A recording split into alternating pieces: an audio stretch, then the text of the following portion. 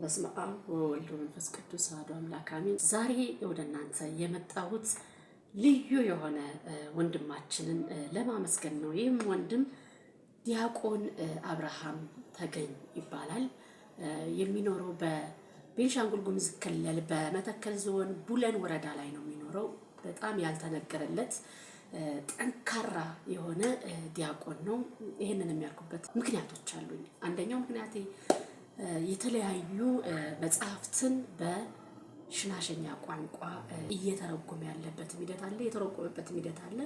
ይሄን ብቻም አይደለም፣ የተለያዩ መዝሙሮችን በሽናሸኛ ቋንቋ የተረጎመበት እና እንዲሁም እንዲዘመሩ ዘማሪያን እንዲወጡ እያበቃ ያለበትን ሂደት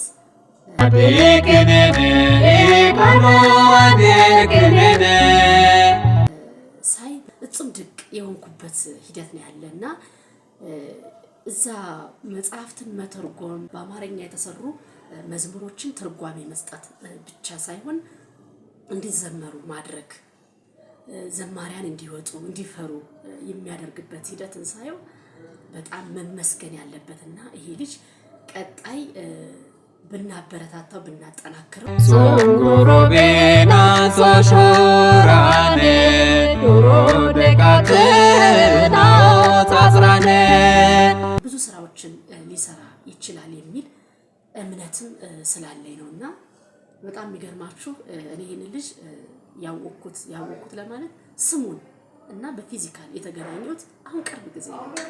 በዛች ቅርብ ጊዜ ስንገናኝ እንኳን ካለኝ ጊዜ ላይ ይሄ ሁሉ ሲሆን ካለኝ ጊዜ ላይ የሰጠሁት ጊዜ በጣም ትንሽ ጊዜ ነበረችና በዛች ትንሽ ጊዜ ውስጥ ላይ የታዘቡት ነገር ቢኖር ለስራ ያለው ፍቅር አሁን ሁላችሁም ታውቃላችሁ። በሽናሸኛ ቋንቋ ዝማሬዎችን ስብከቶችን የሰማችሁበትን ጊዜ ባክ ብታስታውሱ በጣም ቅርብ ጊዜ የተሰማ ነው።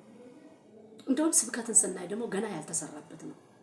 ዝማሬም አሁን ቅርብ ጊዜ ነው፣ 2 ዓመታትን አይሆንም እየሰማን ያለውና ይሄ ልጅ ግን ተርጓሚ መጽሐፍት ተርጓሚ መንፈሳዊ መጽሐፍት ተርጓሚዎችን የተለያዩ የጸሎት መጽሐፎች እንዲተረጎሙ እየተረጎመ ያደረገበት ሂደት በቋንቋው መንፈሳዊ የኦርቶዶክስ ተዋህዶ እምነት መንፈሳዊ ስብከቶች መንፈሳዊ ስራዎች በሙሉ በቋንቋው እንዲካሄዱ የሚያደርጋቸው ጥረቶችን ሳስብ በጣም መበረታታት ያለበት ልጅ ነው፣ መመስገንም ያለበት ልጅ ነው። እኛ ትንሽ የሰራን ሰው የሚጨረጨርን ሰው የሚሞክርን ሰው ስናበረታታ የበለጠ ደግሞ ብዙ ስራዎችን እንዲሰራ ያጠነክራል፣ እንዲሰሩ ያጠነክራል። ኢትዮጵያውያን በተለምዷችን ሰውን የምናመሰግነው ሲሞት ነው። ይሄ በጣም መወገዝ ያለበት ተግባራችን ነውና ይሄ ወንድማችን ገና ወጣት ነው። ነገር ግን ያውቃሉ የሚባሉ ትልልቅ ናቸው የሚባሉት እንኳን ያልሰሩትን ያላሰቡትን አሁን እየሰራ ያለበት ሂደት ነው ያለ።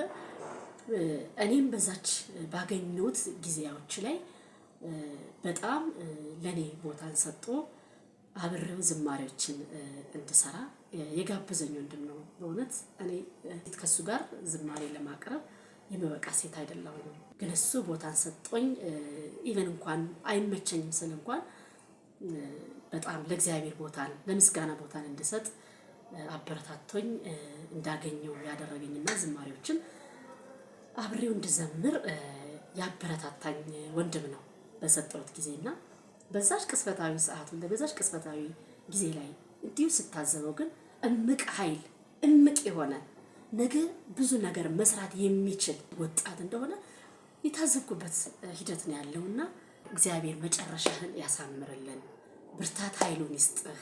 እውነት ለመናገር አንድ ሰው መልካም ነገርን በሚሰራበት ሰዓት ፈተና የለውም ማለት አይደለም። እርግጠኛ ሆኜ የምነግርህ ከዚህ በፊትም ያሳለፍካቸው ብዙ ፈተናዎች ይኖራሉ፣ ቀጣይም የሚጠብቁ ብዙ ፈተናዎች ይኖራሉ። ምክንያቱም የምትሰራው መንፈሳዊ ስራ ነውና በርታ፣ ጠንክር። በማንኛውም ሁኔታዎች ውስጥ ላይ ከጎንህ ነኝ የሚለውንም መልእክት ነው። በአቅሜ በማንኛውም ሁኔታዎች በአቅሜ በሚችለው ጉዳይ በሙሉ ከጎንህ ነኝ የሚለውን መልእክት ለማስተላለፍ ነው። በሽናሻ ማህበረሰብ ውስጥ ያላችሁ የክህነት ያላችሁ ካህን የሆናችሁ ዲያቆን የሆናችሁ በአገልግሎት በትላልቅ ቦታ አገልግሎት ላይ ያላችሁ በትላልቅ ቦታዎች በመንፈሳዊም ሊሆን ይችላል በዓለማዊም ሊሆን ይችላል ትላልቅ ቦታ ላይ ያላችሁ አካላትስ ለሽናሻኛ ቋንቋው መንፈሳዊ አገልግሎት እንዲጠናከር እየሰራችሁ ያላችሁበት አግባብ ምን ይመስላል? እንዴት እያያችሁት ነው? ይህን ልጅስ ታውቁታላችሁ ወይ? ካወቃችሁ ይህን ልጅ ምን እያገዛችሁት ነው? አላገዛችሁትም ከሆነ ቀጣይ ስለማገዝ ምን አስባችኋል የሚለውን እናንተን ነው የምጠይቀው። እኔም የማውቀው ነገር ብዙ ነገር እንዳለ ሆኖ ማለት ነው እናንተን ጠይቃችኋለሁ። ከምንም በላይ ደግሞ በአሶሳ ክልል ላይ ያላችሁ ካህናት ያው ይታወቃል፣ ሁለት እንደሆናችሁ ይታወቃል። ያው ገና ናችሁ፣ አሁን የተቀመጣችሁት ግን በመንፈሳዊ ህይወት ላይ ገና ናችሁ የሚባል አገልግሎት የለንም። ገና ናችሁ የሚባል አገልግሎት የለንምና ይህንን አገልግሎት እንዲስፋፋ በቋንቋው ስትቀመጡም በቋንቋው ነው የተቀመጣችሁ። ምንም እንትን ስላለለው በመንፈሳዊ ህይወት ውስጥ ላይ ቋንቋ የሚባል የለም። ማንኛውም አገልግሎቶች በቋንቋዎች አገልግሎቶች እንዲሰጡ ከቅድ ውስጥ አንድ ተግባር ተደርጎ የሚሰራ ስራ ነው በመንፈሳዊ ህይወት ውስጥ። ምክንያቱም በቋንቋቸው ሲማሩ የበለጠ መጽሐፍ ቅዱስ ይገባቸዋል፣ የበለጠ ፍቅረ እግዚአብሔር ይኖራቸዋል፣ በመንፈሳዊ ህይወታቸው ይጠነክራሉ፣ የነገ የእግዚአብሔርን መንግስት ይወርሳሉ ነው። ሌላ ምን ያስተላልፈው መልእክት ስለሌለ እና እናንተስ ያው ከተመጣችሁ በኋላ ምን እየሰራችሁ ነው ያላችሁት? አዎ ምናልባት እየሰራን ያለነውን አንቺ ላታይ ትችያለሽ። ብዙ ስራዎችን ሰርተናል ልትሉ ትችላላችሁ። የሰራችሁትን ስራ ግን ከህዝብ የተሰወረ ስራ እንደሌለም ደግሞ እንድታውቁ ፈልጋለሁ። ባይዘይ ከህዝብ የተሰወረ ስራ መስራት እንደማትችሉ እናውቃለን። የቋንቋው ተናጋሪ ያለው በቤንሻንጉል ጉሙዝ ክልል በመተከል ዞን ነው። እየወረዳችሁ የተለያዩ ትላልቅ ፕሮግራሞችን እያዘጋጁ ህንጻ ቤተክርስቲያን ይልቅ ህንጻ ሰው ይበልጣልና የሰውን ህንጻ ከመገንባት የሰውን አመለካከት የሰውን እይታን ከመገንባት በመንፈሳዊ ህይወት እንዲጠነክሩ ከማድረግ አንፃር ምን ስራን እየሰራችሁ ነው? ወደፊትስ ምን ለመስራት እያሰባችሁ ነው? ይህን ጥያቄ መልሱልኛ። አይደለም በስራ እንድትመልሱ ነው የምፈልገው። በስራ ጥያቄ እንድትመልሱልኝ እፈልጋለሁ። እና ስራ እንስራ። ውረዱታች ቋንቋውን ተናጋሪ ማህበረሰብ ባሉበት ላይ ወርዳችሁ በኢአማኒዎች እየተነጠቀች ያለችዋን ነፍስ አድኑ። እኛ በማንኛውም ህይወት ውስጥ ላይ ከኦርቶዶክስ እምነት ውጪ የሚያምን የማናውቅበት የማህበረሰብ አካላት አሁን ግን በኢአማኒዎች እየተነጠቁ ያሉበት ነው። ትንሽ ከቆየን ኦርቶዶክስ እምነት ተከታይ ልናጣ ሁሉ የምንችልበት ሁኔታዎች አሉና ከዚህ አንፃር ወደታች ወርዳችሁ እኛም ከጎናችሁ ነን። እኛም ማገዝ ያለብን ካለ አብረን መውረድ ያለብን ነገር ካለ እውነት ለመናገር አብሮ ወርዶ ማገልገል ባለብኝ እግዚአብሔር በሰጠኝ ጸጋዎች ሁሉ ለማገልገል ዝግጁ ነኝና ይሄንን ለማድረግ እናንተም ራሳችሁን አዘጋጅታችሁ ውረዱ። እኛ ምንም አይጠቅመን ከላይ መቀመጥ ለምንም አይጠቅም። አብሶ በመንፈሳዊ ህይወት ስራን መስራት እንጂ ከላይ መቀመጥ ምንም የሚጠቅመን ነገር ስለሌለ እየወረዳችሁ በተሰጣችሁ ህዝቤን አደራ በተባላችሁበት ሰዓት ህዝቤን ጠብቅ በጎቼን ጠብቅ በተባላችሁት መሰረት ህዝብን መጠበቅ ስንል ቃለ ወንጌልን መዝራት ነው። ሌላ ምንም አይደለም። እና ለኔ እስከሚገባኝ ድረስ ቃለ ወንጌልን መዝራት ያ ቃለ ወንጌል ስንት አፈራ የሚለውን ቼክ ማድረግ ያፈራውን ማብቃት ወደ ክህነትም እንበለው ወደ ድቁና እንበለው ማምጣት ነውና ይሄንን ነገር በርትታችሁ ወደታች እየወረዳችሁ ስራዎቹን የምትሰሩበት ሁኔታ እንድታመቻቹ የበለጠ የተሻለ ነው። እንድታመቻቹ የተሻለ ነው ብቻ ሳይሆን ግዴታችሁን ጭምር ነውና ወረዱ። የቋንቋው ተናጋሪ ማህበረሰቦች ወዳሉባቸው አካባቢዎች እየወረዳችሁ አገልግሎቶች ስጡ የሚል መልእክት ነው ያለኝ። ሌሎቻችሁ ደግሞ እዛው አካባቢ ያላችሁ የቋንቋው ተናጋሪ ማህበረሰቦች ደግሞ የቋንቋው ተናጋሪ ሰንበት ተማሪዎች እንዲሁም ደግሞ ክህነት ይዛችሁ ያላችሁ አላችሁ በምን መልኩ እያገለገላችሁ እንዳላችሁ እውነት ለመናገር ሙሉ መረጃ አለኝ። እግዚአብሔር በቤቱ ያጽናችሁ፣ በርቱ። ሰው ሳትጠብቁ ማንንም ሳትጠብቁ እየሰራችሁ ያላችሁበት ሂደት በጣም የሚመሰገን ነው። ክርስትና ህይወት መጠበቅ አይደለም። ክርስትና ህይወት ምስጋና መፈለግ አይደለም። ክርስትና ህይወት የሚኖርለት ህይወት ነው።